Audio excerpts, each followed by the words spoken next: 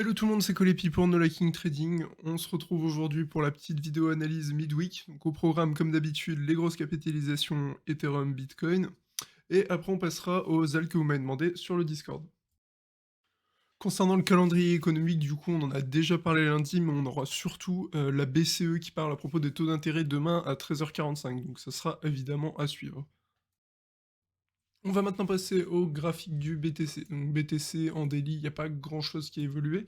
Ces 2 derniers jours, on a simplement squatté, on va dire, sous le niveau des 39 500. Donc je rappelle, le niveau des 39 500, il était particulièrement important, de 39 500. Ouais. Pourquoi il était particulièrement important? C'était un gros point pivot, donc on est venu travailler ici, qu'on est venu travailler sur tout ce niveau. On l'a enfin break et on est revenu le chercher, on s'en est resservi comme résistance. Donc c'était un gros point pivot qui était évidemment à surveiller. Maintenant, pour le moment, on est repassé au-dessus, ce qui est franchement rassurant parce que il fallait pas que on reste trop longtemps en dessous, parce que ça voudrait dire que le prix en dessous de 39 000 a été accepté. Donc, pour le moment, les acheteurs ont refait pump le prix, donc ce qui est vachement intéressant. Il n'aurait pas fallu qu'on squatte trop longtemps en dessous. Maintenant, à quoi on peut s'attendre? Donc déjà, la première chose que je repère, c'est ce gros FVG, donc Fair Value Gap, qui serait particulièrement intéressant à venir combler. Donc on l'a passé ici sans le combler, on l'a passé ici sans le combler, et pour le moment, ce qui serait, à mon sens, intéressant, ce serait qu'on vienne faire un higher low ici. Donc higher low, hop.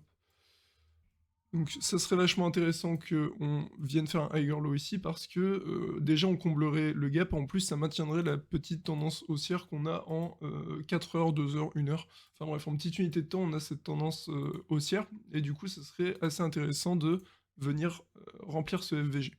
Donc si on vient à le remplir, les targets qui seraient intéressantes, c'est ces deux NPOC plus mon C-Open sur ces niveaux-là. Donc on pourrait prendre 3 TP si on rentre sur un trade ici, donc à savoir 43 000, 43 500 et 44 000 par exemple. Pour moi, on peut pas, on va dire, repasser boule à fond tant qu'on n'a pas passé les 45 000 $. 45 000 $, on en a déjà énormément parlé. C'est assez simple, ça se repère au premier coup d'œil. On voit bien que on a, hop, on a ici réagi énormément de fois à ce niveau, donc un double top ici, on est revenu le chercher ici pour rejeter encore une fois, et c'est parfaitement normal qu'on ait du mal à le passer, ce niveau des 45 000, étant donné que il y a énormément de confluence d'éléments, on va dire. Donc qu'est-ce que j'entends par confluence d'éléments? Donc déjà on a une résistance très clairement visible, donc ça je vous fais pas un dessin, on est venu la travailler beaucoup de fois. Si on active les moyennes mobiles, on a énormément de moyennes mobiles qui y sont encore actuellement. Donc évidemment les moyennes mobiles, personnellement je m'en sers pas énormément, mais c'est des choses que beaucoup de gens regardent. Donc c'est pour ça que ça peut être utile d'y jeter un œil. Ensuite, on a également du coup juste au-dessus cette Yearly Open, et c'est également l'endroit où il y a le plus de volume, du coup on l'a déjà pas mal répété. Si je prends, hop, profil de volume à gamme fixe, si je prends cet outil de profil volume à gamme fixe et que je l'étends depuis juillet dernier, on peut voir que c'est également le point de contrôle, donc le niveau où il y a le plus de volume depuis du coup juillet dernier. Donc c'est pour ça qu'il y a énormément de difficultés à le passer, c'est tout simplement parce qu'il y a énormément de volume, mais par contre ça veut aussi dire que si on arrive à le passer et flip, là ça pourrait être vachement intéressant et beaucoup plus haussier. Donc, au contraire, si on vient du coup faire céder, je vais rebaisser, je vais supprimer ça et je vais redescendre en plus petit du T. Donc, évidemment, le niveau à ne pas faire céder, c'est le niveau des 36 800, 37 000. C'est le gros niveau qu'on a travaillé pas mal de fois et qui, évidemment, on a besoin de le faire tenir ce niveau. Donc, si on vient à le faire céder, à mon sens, on va assez vite aller au niveau des 32 300. Et ça serait du coup assez tendu pour moi. Pourquoi assez tendu? Parce qu'il y a beaucoup de gens qui attendent ce niveau des 32 000, 30 000 pour acheter, et que, comme j'ai déjà dit, pour moi, soit on n'ira pas, soit on ira en dessous. Donc personnellement, si on revient sur le niveau des 30 000, je ne rachèterai pas, comme je l'ai déjà dit, j'attendrai qu'on vienne manipuler le marché sur le niveau des 26, 24 000, ça m'intéresserait beaucoup plus, mais je ne serais pas chaud pour passer à l'achat aux 32 000. Moi, ce que j'aimerais bien voir si on revient à travailler support, c'est tout simplement qu'on vienne faire un rebond ici. et je veux pas, qu'on aille, sur les 32 000, 30 000 ou sinon je veux qu'on aille aux 26 000, 24 000 parce que trop de gens s'attendent à racheter ici et que j'évite de me placer quand tout le monde veut se placer. Concernant, l'Ethereum, du coup, on va passer maintenant au graphique de l'Ethereum. En daily, toujours pareil, c'est toujours, relativement baissier. Donc les creux, les sommets sont toujours de moins en moins hauts et c'est ce qui fait tout simplement une tendance baissière. Donc là, à mon avis, il y a beaucoup de gens qui ont tracé ce triangle ici comme ça et qui attendent une cassure d'un sens ou dans l'autre. Donc ce qui pourrait être intéressant, à observer, c'est par exemple donc là, vous voyez, on a une trendline qui est assez, donc là, on va dire qu'on a une trendline à peu près ici. Donc, de toute façon, comme je l'ai déjà dit, je pense que je peux en mettre 200 sur un graphique, des trendlines. Mais du coup, ce que ça veut dire, hop, si je prends ça, c'est que à mon avis, il y a de la liquidité qui traîne ici. Donc il y a des gens qui shortent à chaque fois qu'on vient chercher sur ce niveau. Ça serait intéressant de voir, hop, aller chercher la liquidité, pardon, aller chercher les stop loss, réintégrer, et à ce moment-là, enfin ce niveau des 2000, 1800. Donc c'est les niveaux que j'attends énormément. Donc les niveaux que je vous parle depuis un petit moment, j'espère qu'on finira par y aller. Sinon, de toute façon, encore une fois, comme je vous l'ai déjà dit, si on n'y va pas, j'attendrai de toute façon un changement de structure, de manière très très pragmatique. Donc qu'on ait marqué un nouveau creux plus haut que le précédent, un nouveau sommet pardon, plus haut que le précédent. Je vais enlever un peu tous mes dessins, mais qu'on aille hop, chercher ce niveau-là des 3000, 3200. Déjà, si on arrive à prendre ce niveau-là, qu'on arrive à passer au-dessus, hop, ça pourrait être intéressant déjà à partir de là. Mais surtout le niveau des 3200. Donc le niveau des 3200 de manière très très pragmatique, hein, essayez de rester très très simple dans vos graphiques. Et vous voyez qu'on a quand même une belle résistance sur ce niveau. Hop, je vais le passer en résistance. Donc on a quand même beaucoup de congestion d'éléments, encore une fois, sur ces niveaux. Donc en daily, on a vraiment la trend, du coup, la tendance qui est baissière au niveau de la moyenne mobile aussi, et on a énormément de confluence encore sur ce niveau-là. Donc rien n'est joué tant qu'on n'est pas passé au-dessus des 3200, 3400.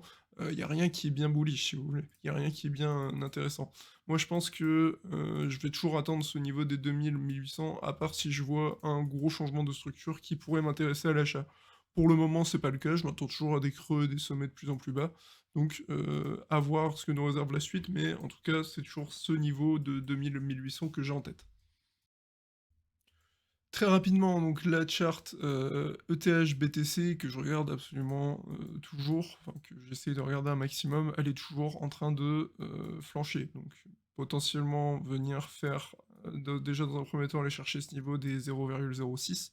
Ça c'est ce qui serait en tout cas intéressant. Il devrait y avoir au moins une réaction sur ce niveau et à voir si on récupère le bas de ce canal. Mais moi, ce qui m'intéresse, c'est surtout contre le dollar, et si je regarde le graphique contre le BTC, c'est plus pour me donner un indice de santé de l'ensemble du marché des alts. Donc ça, je l'ai déjà pas mal répété, mais c'est quelque chose qui me semble vachement intéressant à observer pour savoir un peu où est-ce qu'on en est au niveau des alts, étant donné que c'est Ethereum qui drive la plupart des alts, qui donne la direction de la plupart des alts.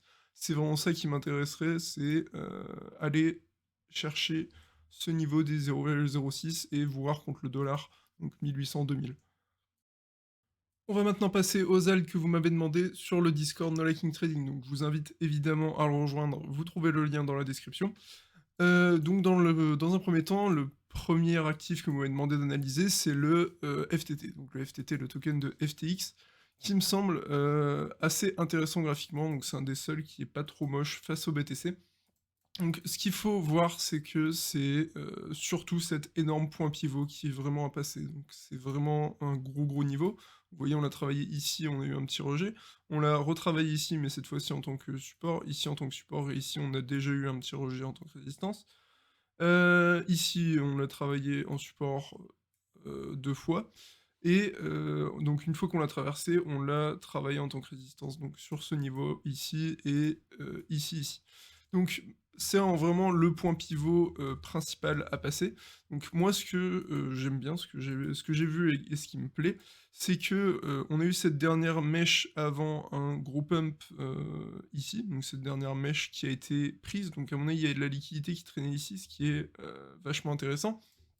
Et du coup, je pense qu'il y a pas mal de gens qui se sont fait sortir via ces mèches et que ça pourrait être tout à fait intéressant maintenant de venir prendre ce, niveau une fois à la hausse et après, enfin pouvoir, aller plus haut.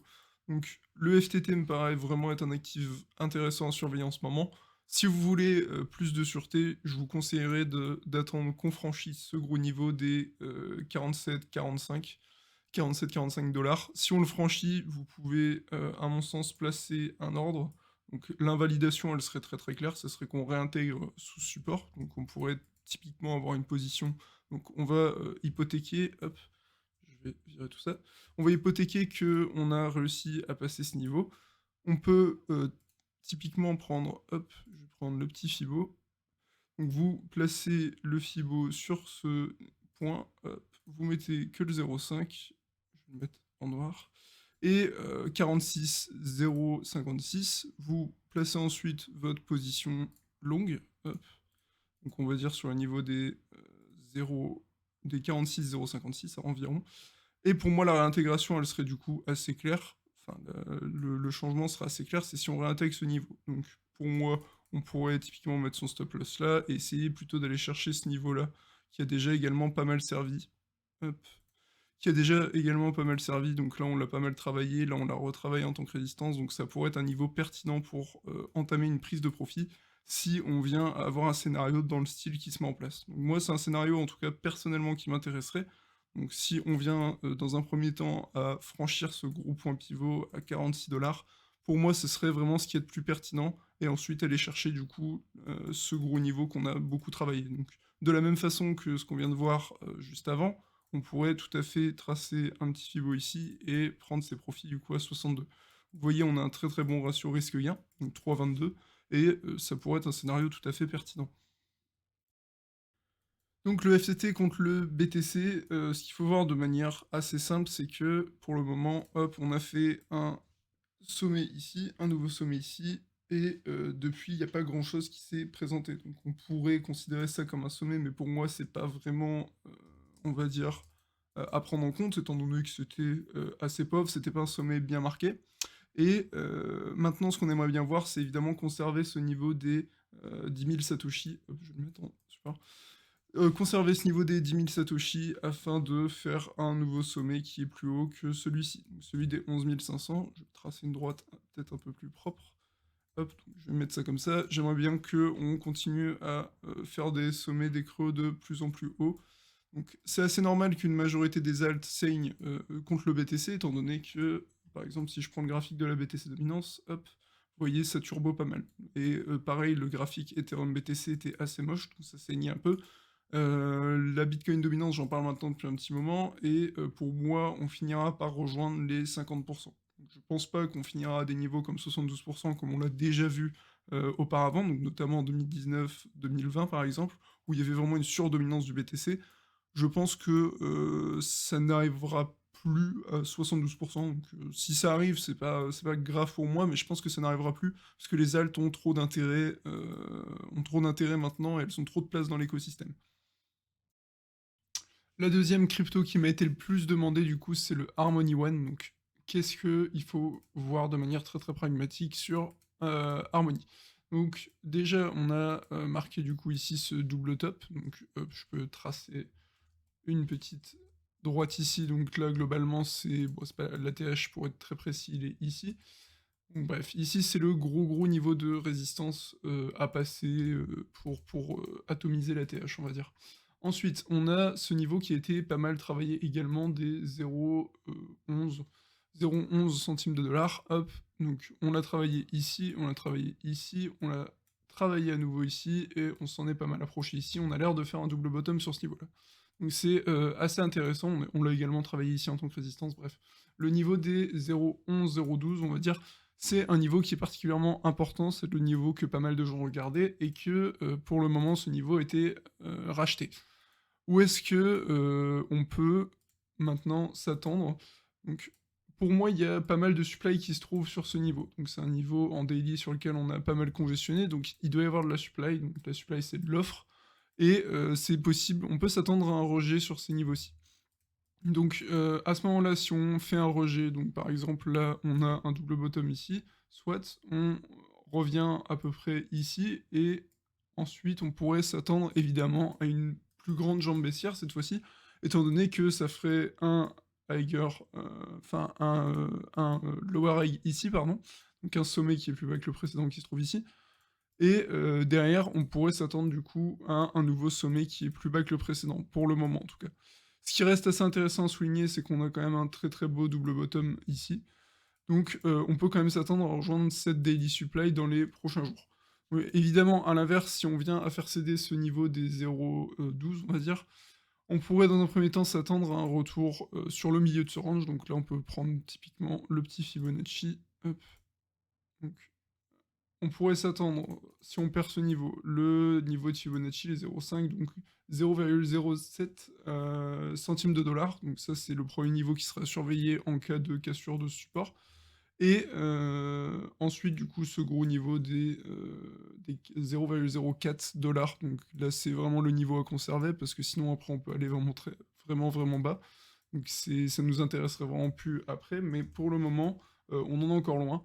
Ce qu'il faut également repérer, c'est, hop, donc là, je peux tracer typiquement une droite sur ce niveau-là, et à mon avis, il y a pas mal de liquidités qui traînent ici. Donc les gens, par exemple, qui ont racheté ici, ils ont très probablement leur stop loss sur ce niveau-là, et par conséquent, ça peut être intéressant. Si on vient juste les chercher et qu'on réintègre très vite, ça peut être particulièrement intéressant également.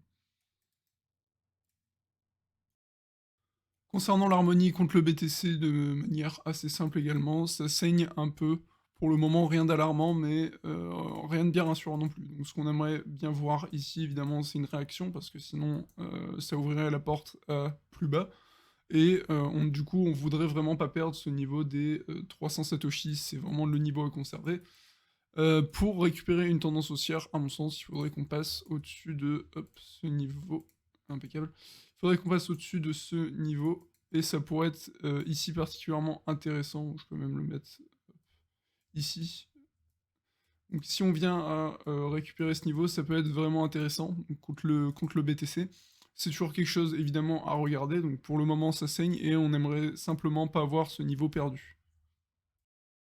Au niveau de la capitalisation boursière totale des cryptos, de manière assez simple, on est toujours dans une phase descendante. Donc c'est pas non plus, on n'est pas sorti de l'auberge, même si le Bitcoin pump, même si on voit quelques jolies choses. Le Bitcoin prend les devants, oui, mais pour le moment, il faut rester relativement méfiant et ne pas penser qu'on est nécessairement encore sorti de cette grosse tendance baissière. On aimerait évidemment conserver ce niveau ici, donc on a pas mal travaillé pour le coup. On aimerait le voir conserver parce que sinon on peut relativement vite atterrir sur les 1,2. Donc ça serait encore une belle chute, mais pour le moment, on n'est encore une fois pas sorti de cette tendance baissière. Donc voilà pour aujourd'hui l'équipe, j'espère que ça vous aura aidé, j'espère que ça vous aura plu. Si c'est le cas comme d'habitude, n'oubliez pas le pouce bleu, l'abonnement, c'est hyper important pour soutenir la chaîne. Je vous invite également à rejoindre le Discord No King Trading dont vous trouverez le lien dans la description. Et pour terminer, notre partenaire officiel pour trader les crypto-monnaies c'est Bybit et vous trouverez un lien de parrainage dans la description. Sur ce, je vous souhaite à tous une très bonne journée, surtout un bon trading, salut!